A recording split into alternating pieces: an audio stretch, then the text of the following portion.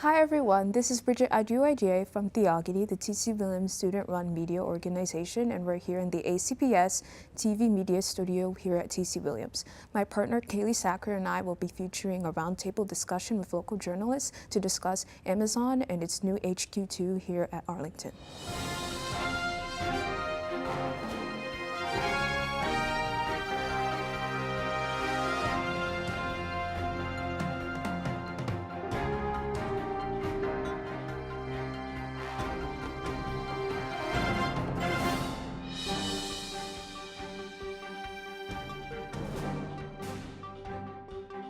Amazon has announced that it will locate its HQ2 right over the border of Arlington. Michael, what do you think that will mean for Alexandria? Well, the big thing is what it won't mean for Alexandria, because lots of places all over the country were vying to get Amazon to come there, and only two, New York and Arlington, ended up sort of landing the prize, and to a lesser extent Nashville.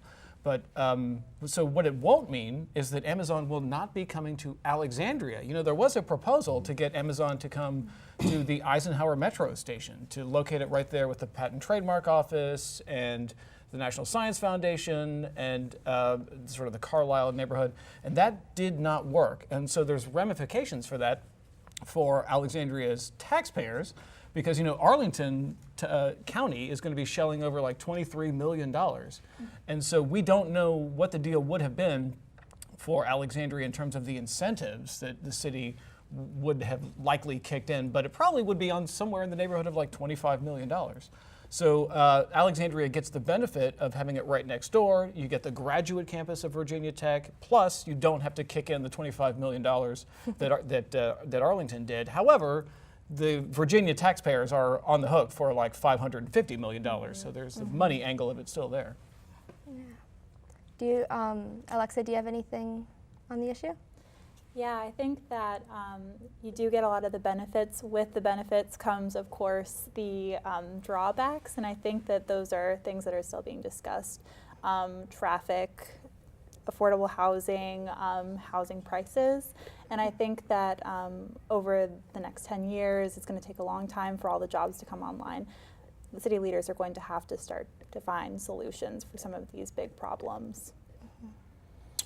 Yeah, I mean, I don't know that I'm really qualified to say what it will mean for Alexandria. I can give you one example on the good side and one on the bad side. An example on the good side is what city manager Mark Jinks, he's like the CEO of the city, what he calls economic spin-off.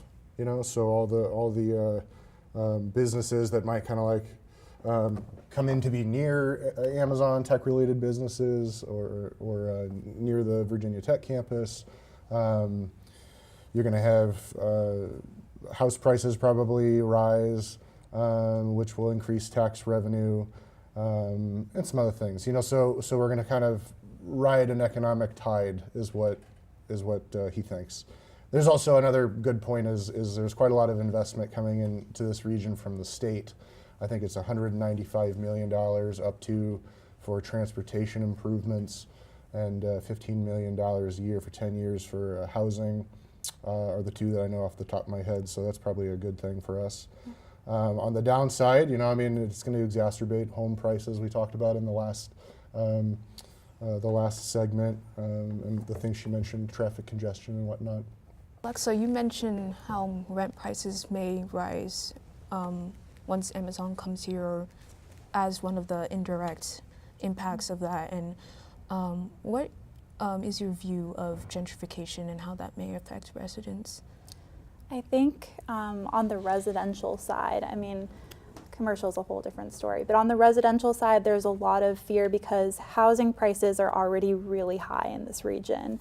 So I think there's a speculation that it's going to drive out residents further, and I think a lot of millennials, my generation, we worry about that. So I think that the city of Alexandria, the city of Arlington, they're going to have to work really fast to come up with some solutions. And I don't think they have a solution for affordable housing at this point at all. So I think that it's not just affordable housing for the poorest of the poor, it's for the middle class, the ever disappearing middle class. So I think that that's going to have to be a solution they come up with.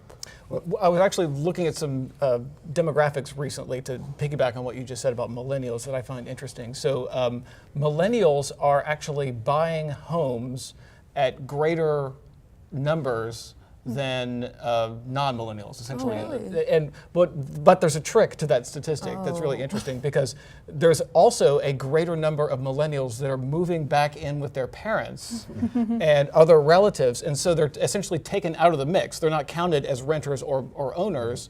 So there's a higher percentage of people that are owning, which is true. There's sort of an uptick, and if you go out to the sort of exurbs, where essentially where people can afford to buy houses. So it is interesting that there's these two separate things going on. Millennials are, on one hand, moving back in with their parents, and then also buying more homes. To the housing thing, that's a really complex subject. We don't have a lot of time to talk about it, but back to the diversity thing on council that we were talking about, I'd note that when people say that, often they mean gender, race, and that's fine. But one thing that we didn't do is elect any poor people.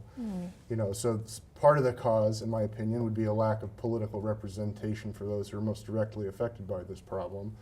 And then it's also a much bigger problem than just Amazon, right? I mean, we had this problem before the Amazon deal was. This might exacerbate it for sure, but this area is forecasted to grow no matter what. And there are a lot of different schools of thought about what causes it. Some of it is zoning restrictions on building size, where the supply of housing is kept artificially small.